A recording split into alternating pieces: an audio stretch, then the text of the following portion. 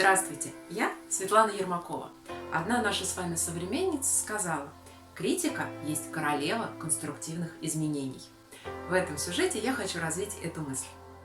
Я уверена, что хотя бы раз в жизни каждому из вас приходилось слышать обидную, возможно, на ваш взгляд, несправедливую или даже грубую критику в свой адрес.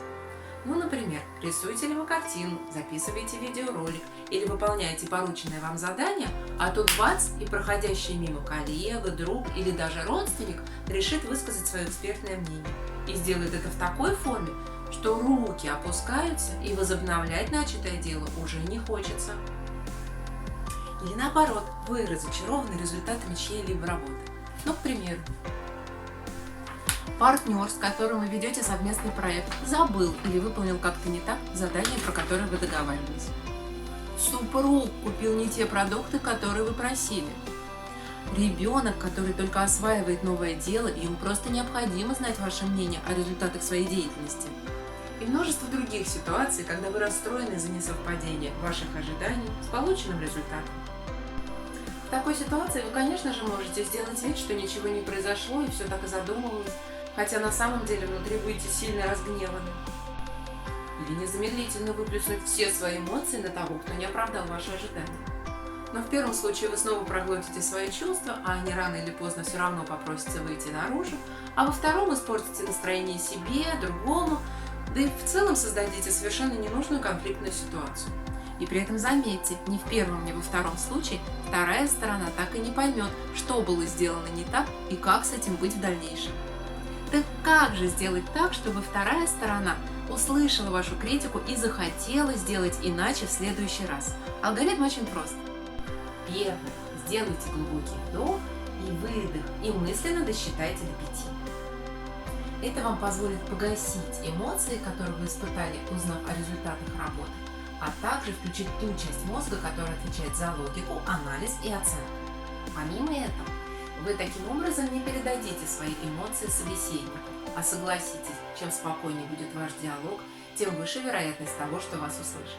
Второе. Найдите в действиях второй стороны что-то, что было сделано хорошо, и скажите ему об этом. Таким образом, вы словно откроете уши своего собеседника. Третье. Обозначьте то, что вас не устроило в полученном результате, к чему это привело и что можно было бы сделать иначе, выполняя это поручение в следующий раз. Собеседник значительно охотнее это воспримет после того, как вы указали на плюсы его работы, а также даст возможность лучше понять вас и ваши ожидания. И четвертое. Найдите еще что-то, за что можно похвалить исполнителя вашего поручения. Это сгладит негативные эмоции, которые он вероятнее всего испытает после критики в свой адрес, а также создаст импульс выполнить подобное поручение в следующий раз более эффективно. Итак, первое. Регулируем свои эмоции. Второе. Находим плюсы в полученном результате. Третье. Обозначаем то, что не устроило, к чему это привело и что можно улучшить. Четвертое. Находим еще что-то, за что можно похвалить исполнителя. Но есть 3 нюанса. Фокусируйтесь только на той ситуации, в отношении которой вы высказываете свое мнение. Не избегайте обобщений с ранее произошедшими эпизодами. Ну, к примеру, в той ситуации, где муж не купил нужных продуктов, не нужно добавлять еще и эпизод, где он забыл купить цветы на 8 марта. Фокусируйтесь на действиях, то есть том, что исполнитель сделал или не сделал, а не на том, какое он, его качество.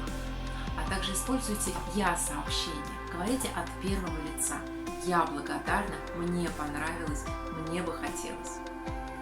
Формировать в себе привычку высказывать критику в подобной форме или нет, зависит от вашей конечной цели. Однако я на своем опыте многократно убеждалась в том, что это помогает избежать негативных эмоций, как вам, так и второй стороне. Позволяет испытать невероятное удовлетворение от того, что ситуацию удалось разрешить конструктивно и безэмоционально. Обозначает то, на что следует обратить внимание и что сделает чуточку совершеннее, а кто из нас не стремится к развитию. А также дает возможность выстроить между вами своего рода эмоциональный мостик. А это, согласитесь, никогда не бывает лишним.